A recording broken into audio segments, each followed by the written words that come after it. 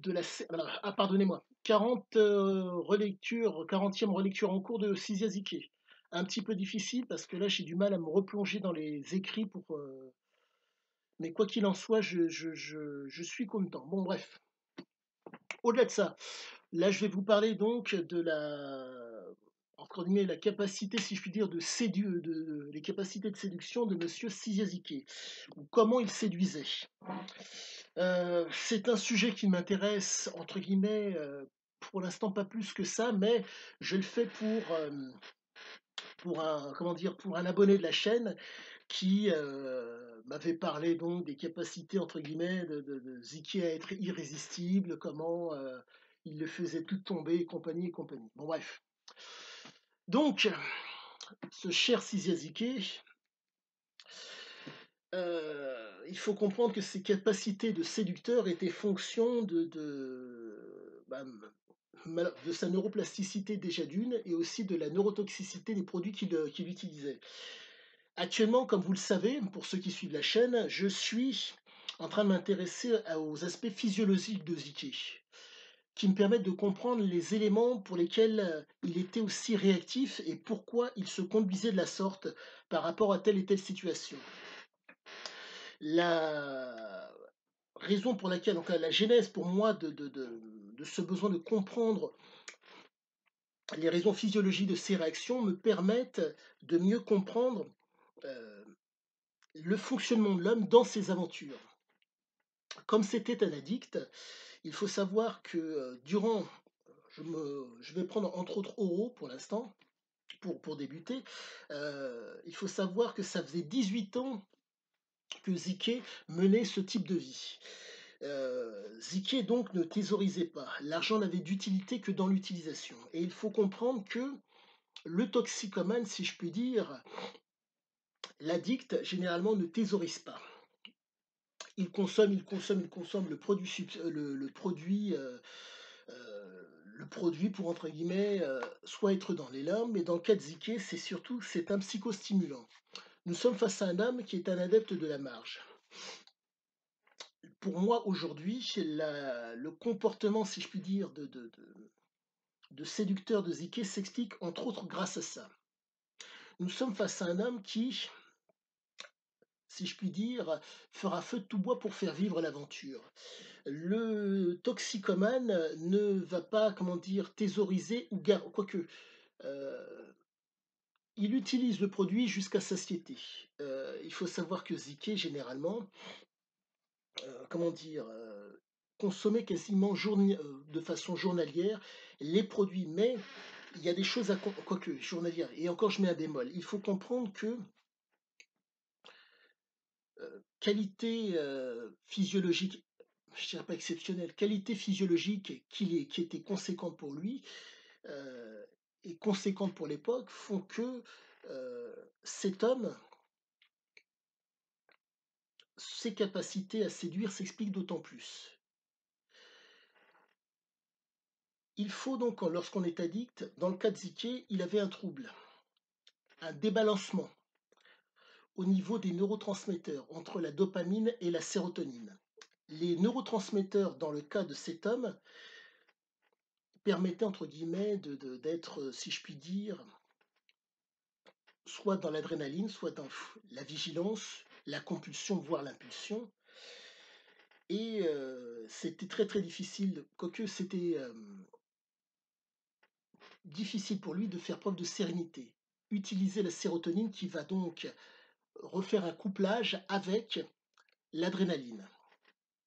Pour que vous puissiez d'autant mieux visualiser et comprendre mon propos. Le couplage entre la sérotonine et l'adrénaline, le couple, fait que l'un va temporer l'autre, tempérer l'autre. Il faut comprendre cette chose. S'il y a trop d'adrénaline, trop de compulsion, trop d'impulsion, consommation, consommation, consommation, ou par rapport à un desiderata, il y va. Donc si je puis dire, il va y avoir une espèce d'immaturité qui est tout à fait normale, car il y a ce découplage entre la sérotonine et l'adrénaline. L'adrénaline va prendre le pas, va aller d'autant plus vite, ce qui fait que boum, le desiderata qui se présentera. Chose très importante à savoir aussi pour pouvoir comprendre cette compulsion et cette impulsion qui est le propre de Ziké, car comme ses aventures se présentaient à la marge, chose qui se présentait à lui, en tête, en main, à portée de main. Cette espèce de triptyque va vous permettre d'autant mieux comprendre les capacités de séducteur de Ziki. J'en reviens au fameux découplage. Ce découplage faisait que, pour pouvoir vivre pleinement l'aventure, ça lui permettait d'avoir cette impulsivité et cette compulsion qui fait qu'il était en mesure d'amasser énormément de moyens pour, entre guillemets, paraître et pour être en représentation. Et ce qui faisait derrière une réputation, car comme il flambait, les regards se tournaient vers lui. Euh, donc, la séduction de Ziké vient là, mais il ne faut pas non plus négliger l'aspect libidinal, la libido de Ziké. Comme c'était un homme qui refusait le travail, il fallait que quelqu'un le fasse. Donc réussir à asseoir une autorité. Donc pendant que quelqu'un physiquement faisait le travail, lui, entre guillemets, chapeautait. Et donc, si vous voulez, hormonalement, et je dirais même au niveau de la libido, sexuellement, si vous préférez, il était, on va dire, comment dire, il était, on va dire, légèrement au-dessus de la moyenne. Mais, petit bémol, ses capacités sexuelles au-dessus de la moyenne étaient fonction de la cam. Ça, il ne faut pas le négliger. Il faut que vous compreniez que dans ce qu'on appelle la boucle de régulation hormonale, qui permet, entre guillemets, d'avoir un taux de testostérone qui est stable dans le sang. Pour Ziké, c'était, comment dire, pas perturbé, mais d'autant plus accentué à cause de la cocaïne. Mais il ne faut pas négliger cette chose fondamentale, c'est que tout ça dépendait de son état de santé. Il faut comprendre, vous le savez peut-être, dysenterie, malaria, qui le suivait de temps à autre. Mais au-delà de ça, pour ceux qui pratiquent les substances psychotropes et autres, en tout cas psychostimulantes telles que les pratiques éziquées, il faut savoir cette chose. Ces substances, malheureusement, font qu'à un moment donné, vous avez ce qu'on appelle la fameuse descente. Je vais vous expliquer ce qu'il en est. En tout cas, je vous l'ai déjà expliqué, mais je vais me répéter encore une fois. Ces substances génèrent un stress au niveau de l'organisme. Vous avez votre organisme qui a ses capacités. Les situations stressantes que vivait Ziké faisaient que vous avez donc, lorsqu'il y a le stress en général, et ce qui arrivait aussi à Ziké, ce qui est tout à fait normal, car physiologiquement il est comme vous et moi, il était comme vous et moi, vous avez donc la phase d'alerte. À la suite de ça, vous avez la phase de résistance et à la suite la phase d'épuisement. La phase d'alerte, il y a la prise du produit. Génération de stress. Phase de résistance, le corps cherche à résister.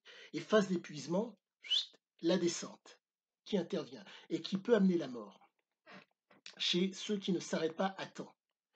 Et Ziké était dans cette, si je puis dire, vivait généralement ce type de triptyque.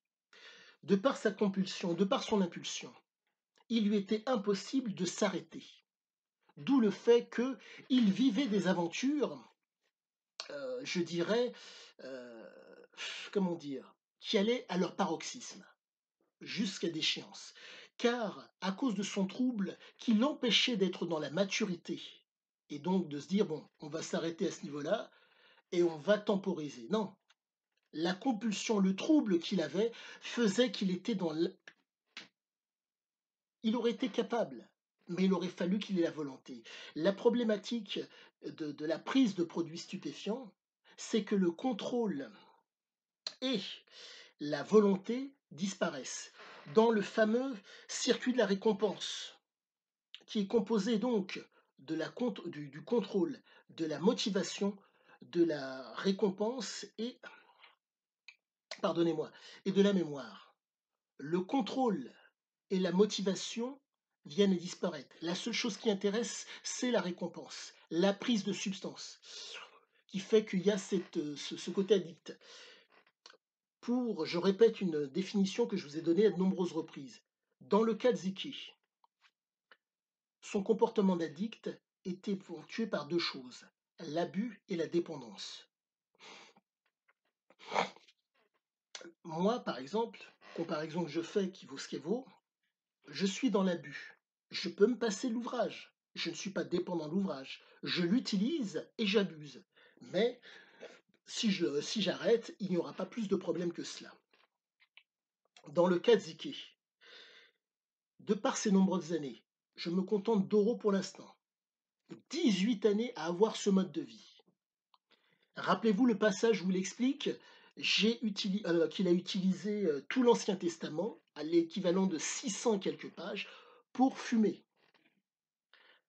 Donc je vous laisse imaginer 600 pages de fumée en l'espace, factuellement, il y a 6 mois, entre guillemets, qui se sont passés entre la première feuille qu'il a, en tout cas, entre la première utilisation de la Bible qu'il a décrite dans l'ouvrage et le moment où il a rencontré Nicolas. Il y a minimum 6 mois.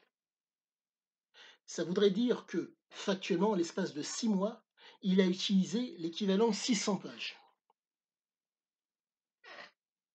Donc, je vous laisse imaginer le niveau d'intoxication qui est au niveau de son organisme, sachant que les pages d'une Bible, à l'époque, il y avait donc de la colle, parce que les pages étaient collées, entre guillemets, les reliures étaient collées. Et vous avez donc l'encre qui était composée de plomb. Donc je vous laisse imaginer le côté toxique de cette chose. Fumer des trucs comme ça doit être extrêmement... C'est forcément toxique. Bref. J'en reviens donc à la fameuse neurotoxicité dont je vous parlais. Donc, au fameux côté addict de Ziki. Vous avez donc un homme qui abuse et qui est dépendant.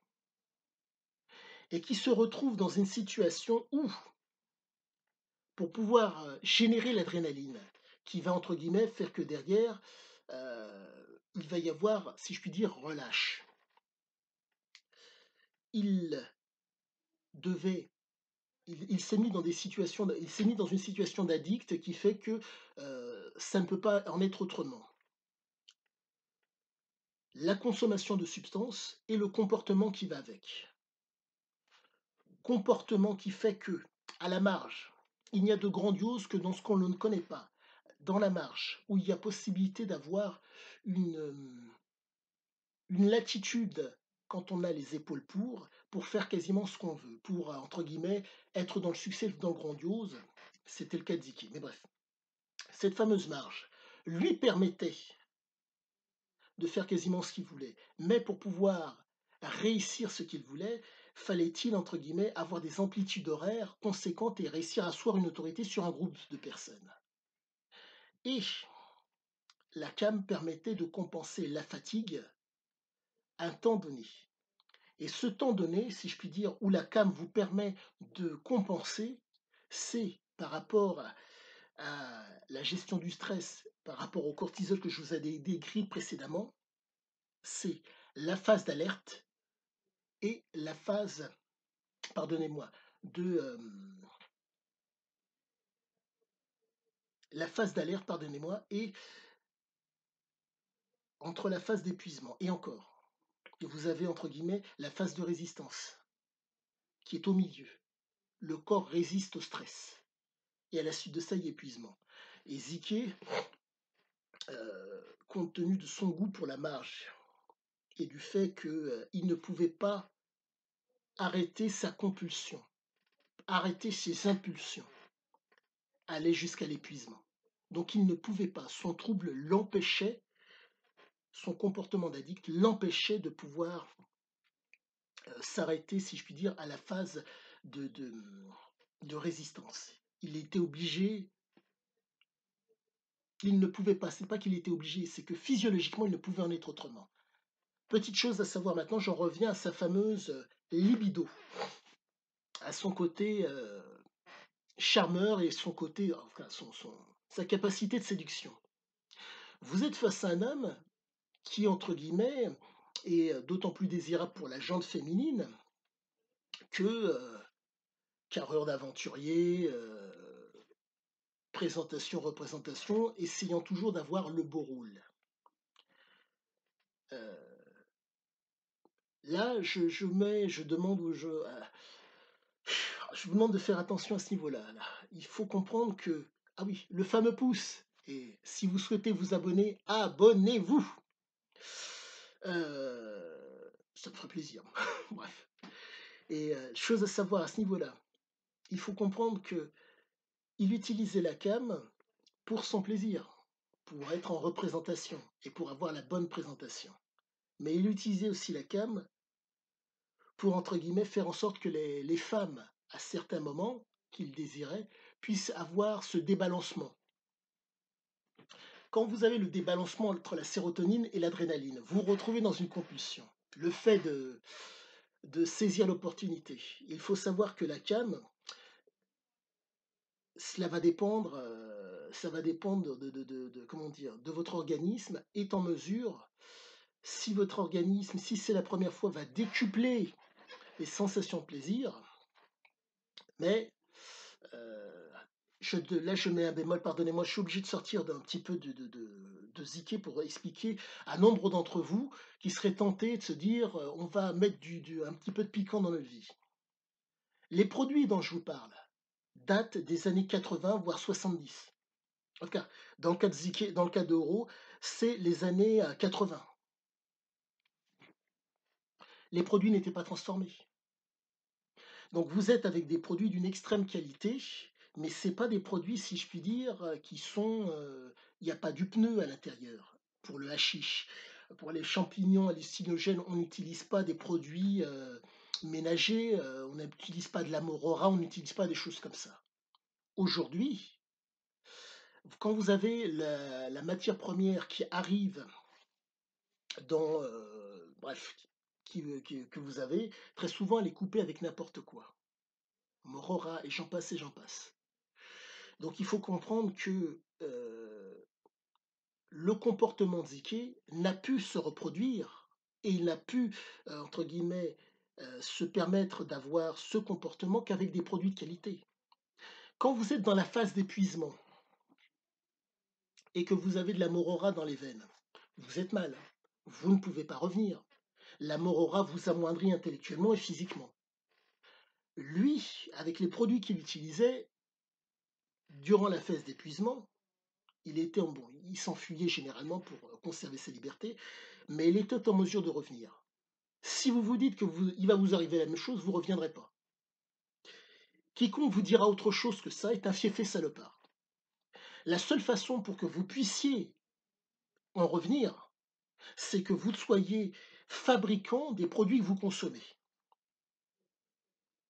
Celui qui va vous dire que mes produits sont qualité, vous faites confiance à cette personne. Et là, vous allez vous faire avoir d'une façon phénoménale. Si vous ne pouvez pas tester le produit, vous ne savez pas ce que vous avez. Vous ne savez pas avec quoi il l'a coupé. Vos récepteurs, vous ne les connaissez pas. Vous ne connaissez pas à quel moment vos récepteurs saturent. Si c'est une carotte, c'est fantastique pour vous, vous n'aurez rien. Donc, tous ces paramètres font que, aujourd'hui, consommer des produits, c'est jouer la roulette russe. Certes, il est dans l'intérêt du dealer de vous donner quelque chose de qualitatif pour que vous puissiez revenir. Mais il faut comprendre que le type qui est en face de vous est dans l'illégalité. Et donc, vous pouvez vous y risquer. Mais les problèmes que vous aurez seront d'autant plus conséquents. Ça, j'en suis sûr et certain. Et sachez-le, je me répète, mais fournir de la qualité pour une minorité, j'y crois. Fournir de la qualité pour une majorité, faut m'expliquer comment on fait. Parce que là, ça m'a l'air d'être bizarre. Personnellement, si vous avez une explication, venez me la donner parce que je suis tout oui, tout oreille et je ne suis pas obtus comme garçon. Pardonnez-moi, petite digression nécessaire pour en revenir à la séduction que pratiquait Ziké. Donc, la drogue, avec entre guillemets, sa jeunesse et sa fougue et son énergie et sa libido et sa testostérone qui était, je ne dirais oui, qui était plus ou moins élevée, mais bon, bref, lui permettait, entre guillemets, d'être d'autant plus, si je puis dire, viril, beau et séducteur. Mais il faut comprendre que pour séduire, la présentation, la représentation, il l'utilisait. Donc, il attirait. La réputation qu'il y avait autour de lui faisait que on savait qu'il avait du pognon, on savait qu'il était désirable pour les femmes qui étaient intéressées. Mais vous savez, l'aspect séduisant est fonction de ce que vous voyez. Donc, compte tenu de la réputation, on se tournait pour regarder le côté séducteur. Et quand on voyait l'étalage de richesse et de moyens qu'il avait autour de lui, qu'il avait fait, qu'il avait réussi à faire émerger, il était d'autant plus intéressant, d'autant plus séduisant. Donc, soit la femme, entre guillemets, se donnait, parce que, voilà, s'envoyer à l'air avec le mec à la page, c'est d'autant plus, je ne sais pas si on peut dire gratifiant, mais c'était jouissif. Et en plus, il était en mesure d'assurer, compte tenu des produits qu'il avait dans le pif. Mais là, je vais vous parler d'un autre versant. Un versant que vous ne devriez pas utiliser et qui est même limite dangereux. Le fait de proposer à ses compagnes d'être dans le même état que lui. Le fameux débalancement dont je vous parlais, qui est extrêmement dangereux. Les produits stupéfiants de l'époque pouvaient vous amener, lorsque vous les utilisiez, à être dans l'abus, momentanément, et dans la dépendance. Il faut comprendre que selon vos récepteurs et selon votre physiologie, les produits en question, en tout cas à l'époque, le risque de mourir de la cocaïne était moindre. Était moindre. Là, le problème est le suivant, c'est que lorsque vous prenez des produits qui sont en mesure de vous faire avoir ce qu'on appelle une ischémie. En un mot, vous avez une artère au niveau du cerveau, au niveau du corps, qui peut exploser. Donc, des actes vasculo-cérébrales et j'en passe. Mais bref, pardonnez-moi. Des éléments pour que j'espère vous comprenez. Sachez que je vous les mettrai dans ma playlist des éléments par rapport à la cocaïne pour que vous puissiez comprendre les vertus plus ou moins de la cocaïne. Bref, il l'utilisait pour, entre guillemets, faire en sorte que la jeune fille ou la jeune femme soit d'autant plus consentante. Très dangereux, car après avoir consommé la jeune femme, il passait à autre chose. Rappelez-vous qu'il n'aimait pas faire deux fois la même chose. Donc je vous laisse imaginer plaisir énorme que cette jeune femme a eu sous substance avec lui, qu'elle va peut-être vouloir renouveler. Donc je vous laisse imaginer de la part de Ziké, si elle lui a convenu à un moment donné, il faut qu'il aille chercher ailleurs. Les prostituées, pour lui, pour Ziké, c'était quelque chose de normal et de commun. Donc il faut comprendre que sa séduction était fonction, pour moi c'est comme ça que je l'entends, de ses capacités à maximiser ses efforts dans la marge. C'était constamment dans la marge. C'est sa très grande force. Mais voilà, c'était ses capacités à séduire. Mais comprenez que la neurotoxicité des produits qu'il utilisait faisait qu'il était désirable et beau, et voire même viril, avec une libido conséquente. Dès qu'on enlevait ça, il était dans un état pitoyable. Donc, voilà quelle était la libido ou le côté séducteur de Ziki. Si la moindre question vous vient, n'hésitez pas. À bientôt!